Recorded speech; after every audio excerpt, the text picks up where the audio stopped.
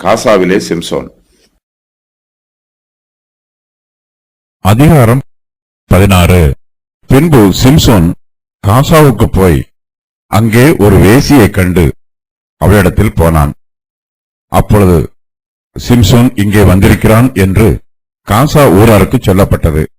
அவர்கள் காலையில் வெளிச்சமாகிற போது அவனை கொன்று போடுவோம் என்று சொல்லி அவனை வளைந்து கொண்டு இரா முழுதும் அவனுக்கு பட்டண வாசலில் பதிவிருந்து இரா முழுதும் பேசாதிருந்தார்கள். சிம்சோன் நடுராத்திரி மட்டும் படுத்திருந்து நடுராத்திரியில் எழுந்து பட்டணத்து வாசல் கதவுகளையும் அதன் 2 நிலைகளையும் பிடித்து தாழ்பாளோட கூட பேர்த்து தன் தோளின் மேல் வைத்து எபிரோனுக்கு எதிரே இருக்கிற மலையின் உச்சிக்கு சுமந்து கொண்டு போனான். சிம்சோன் ஆரம்பத்திலேயே பெலிஸ்தரின் குமாரத்தி ஒருத்தியை தனக்கு மனைவியாக கொண்டார். இஸ்ரவேல் புத்திரர் அந்நிய ஜாதியாரோடு சம்பந்தம் வைத்துக் கொள்ளக்கூடாது. ஆனால் சிம்சோனோ இந்த விஷயத்தில் கர்த்தருக்கு விரோதமாக பாவம் செய்தார்.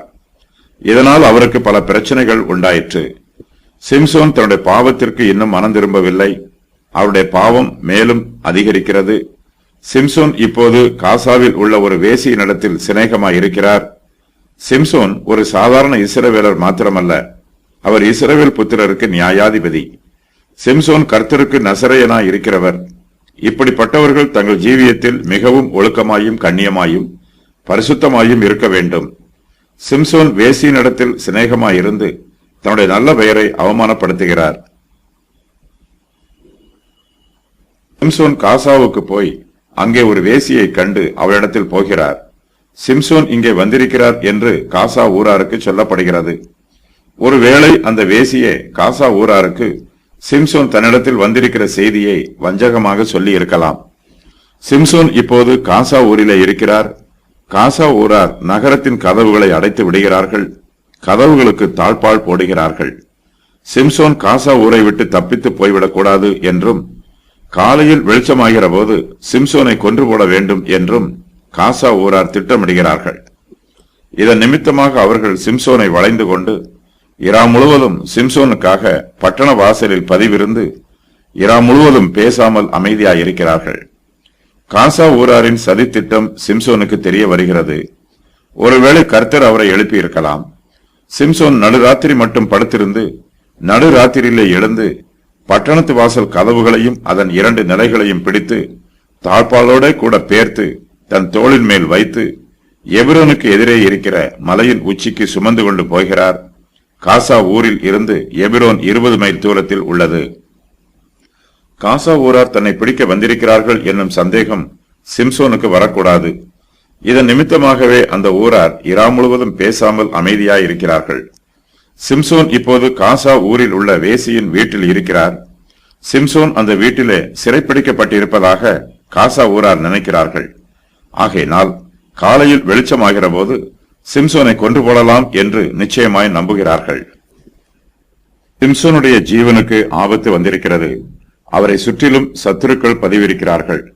சிம்சோனோ வேசியின் வீட்டில் தன்னுடைய மாம்சத்தின் இச்சைகளை நிறைவேற்றிக் கொண்டிருக்கிறார். அவர் பாவத்திலும் அசுத்தத்திலும் நிரம்பி இருக்கிறார். சிம்சோன் வேசியின் வீட்டிலே குடித்து வெறித்து இருப்பதற்கும் வாய்ப்புள்ளது. சிம்சோன் காசாவில் உள்ள வேசியின் வீட்டிலே மாம்ச பிரகாரமாக சந்தோஷமாய் இருக்கிறார். ஆனால் அவரை சுற்றிலும் சத்துருக்கள் சூழ்ந்திருக்கிறார்கள். இக்காலத்திலும் ஏராளமான ஜனங்கள் குடித்து வெறித்து மாம்ச பிரகாரமாக சந்தோஷமாய் இருக்கிறார்கள். தங்கள் மாம்சத்தின் இச்சைகளை நிறைவேற்றுவதே தங்களுக்கு சந்தோஷம் என்று சொல்லுகிறார்கள். இவர்கள் தங்களை பாவத்திற்கும் அசுத்தத்திற்கும் ஒப்புக் கொடுத்திருக்கிறார்கள். இப்படிப்பட்ட பாவிகளை ஆவிக்குரிய சத்துருக்கள் சூழ்ந்து கொள்வார்கள். தங்களை சுற்றிலும் ஆவிக்குரிய ஆபத்து இருக்கிறது என்பதை உணராமலேயே பாவிகள் பாவத்தில் ஜீவிக்கிறார்கள். சிம்சோன் வேசியின் வீட்டிலே நடுராத்திரி மட்டும் படுத்திருக்கிறார். நடுராத்திரியிலே அவர் திடீரென்று எழும்புகிறார். ஒருவேளை சிம்சோனுடைய மனச்சாட்சி அவரை எழுப்பி இருக்கலாம். வேசியின் வீட்டில் இருப்பது பாவம் என்பதை அவருடைய மனச்சாட்சி உணர்த்தி இருக்கலாம். சிம்சோன் ஒருவேளை தான் செய்த பாவத்திற்காக மனம் திரும்பி இனிமேல் இந்த பாவத்தை செய்யக்கூடாது என்று நினைத்து நடுராத்திரியிலே எழும்பி இருக்கலாம். இந்த வேசியின் வீட்டிற்கு இனிமேல் திரும்பி வரக்கூடாது என்றும் சிம்சோன் கர்த்தருக்குள் தீர்மானம் செய்திருக்கலாம்.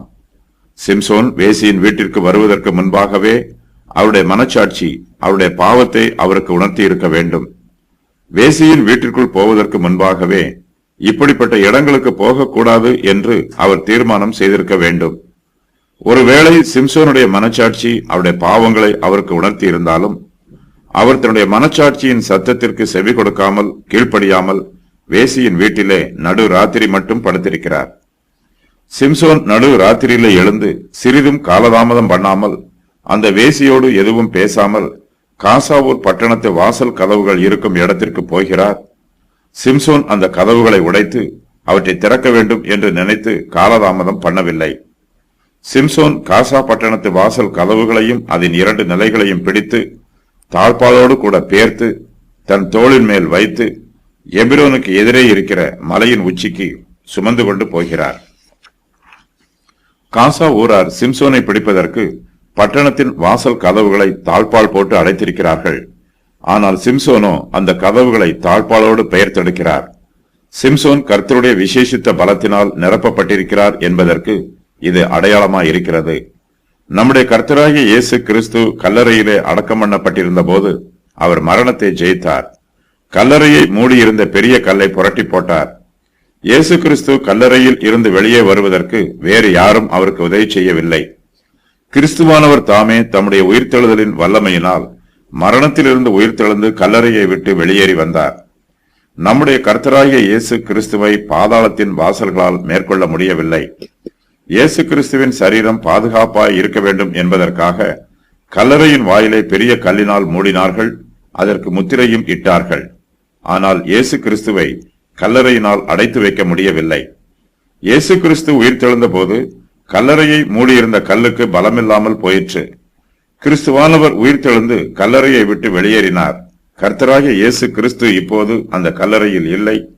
இயேசு கிறிஸ்துவின் கல்லறை இப்போது காலியாய் இருக்கிறது.